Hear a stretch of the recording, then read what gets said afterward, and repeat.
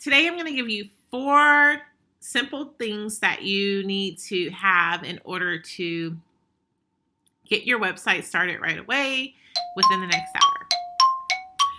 So lately I've had a few clients ask me what are some things they can do to get started with putting their website together. And what I learned is a lot of times we just want a website, we don't know what's involved with the process, and we just say, hey, build me a website and go from there. And a lot of the legwork's not done. But I'm just going to give you 4 simple things that I came up with that you can do right away. Let's do it. Do what? So the first thing that you need when you decide to take your business or ministry online is you're going to need a domain name. The purpose of the domain name is basically just that. It's your domain. So it is the name of your site. Think it through, decide what you want it to be, and once you decide that you're going to have newsite.com, go and find a place to purchase it.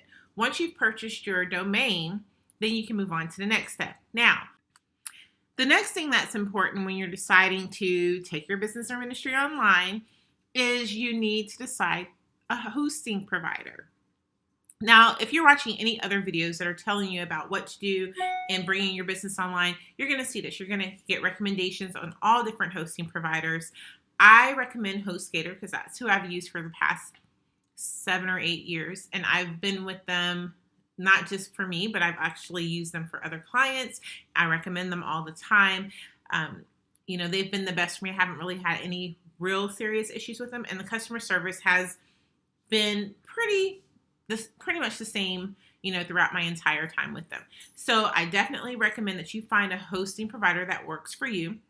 One that has a back-end panel that's easy to use and that you will be able to grow with, especially if this is your first time. Yes. Yes, it is. It's okay. It's okay. Once you have chosen a hosting provider, the third thing that I recommend is that you go ahead and set up your domain on your hosting provider.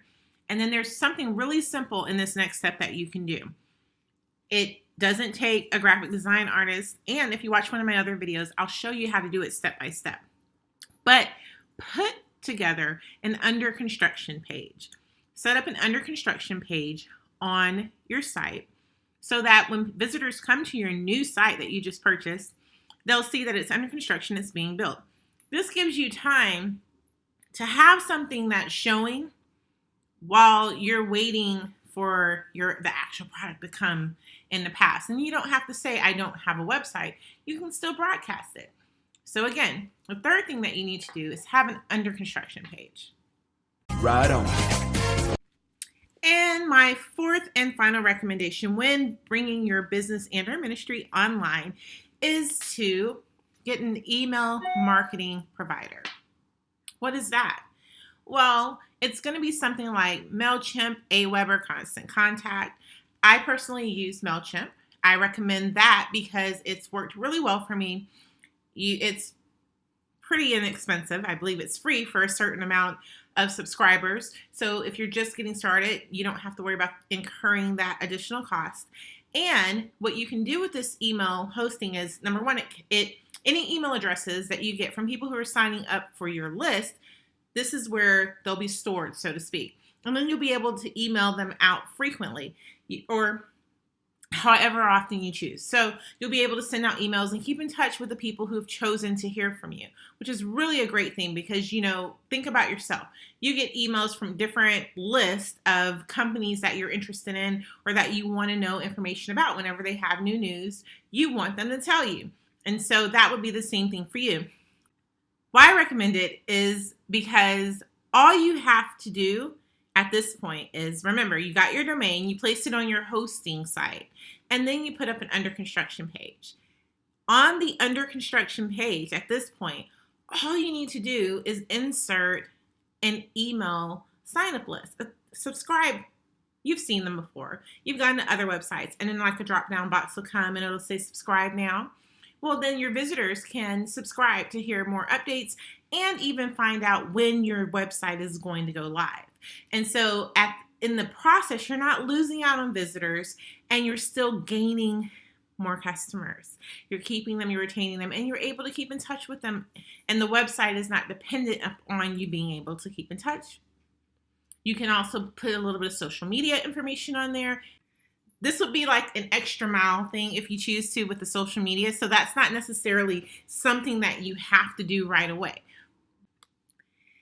Your domain, hosting, under construction page, and email subscribe block on your website are four of the simplest things you can do to get your website up and running as soon as you decide that you want to take your business online.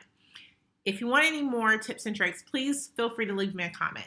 If there's anything else that you'd like to know, let me know. I will make a video to give you a little bit more information on how to do.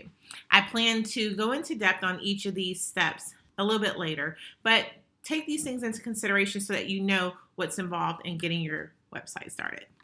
Have a wonderful day.